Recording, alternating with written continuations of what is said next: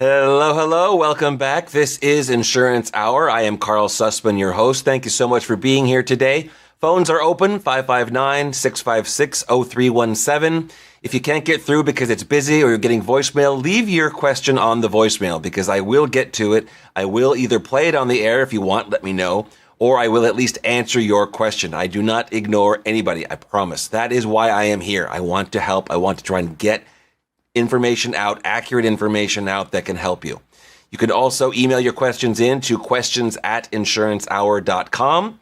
If you need help right now, you can also dial pound 250 on your cell phone. Use the keyword insurance, and the system will transfer you to an agent that can hopefully help you right away. Having said that, I want to take one step back before I jump right back into our questions that we're going through today. These are questions that have been emailed in. And you might see a pattern that a lot of people are talking about the California Fair Plan or they're frustrated. They're very frustrated. Premiums are high. Flexibility is low. It's not what they want. And I don't want to minimize that because it is a very, very frustrating circumstance. We're used to dealing with private insurance companies, and private insurance companies usually have some type of a representative. There's some element of sales and service that go with it, right? When you have the choice between one insurance company or another insurance company, they have to compete. And one of the ways they compete is based on service.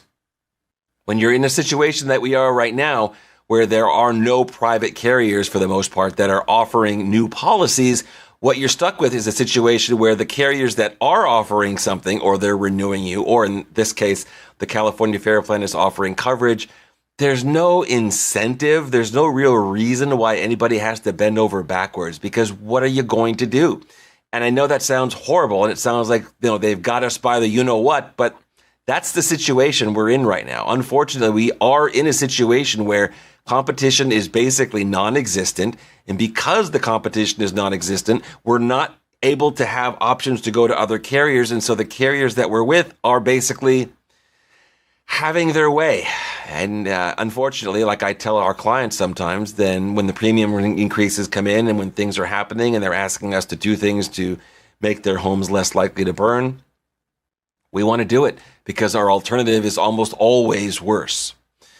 All right, I had to get that off my chest because I know it's extremely frustrating. I know it is for me. I deal with this every day with, tons and tons of people, and I know you're dealing with it as well if you're listening to this. So we will do everything we can, hopefully, as an industry to try and get to a better place.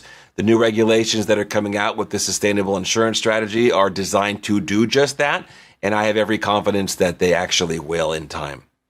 Next question says, we cut down every tree within 100 feet of our house and built a house that is as fireproof as possible.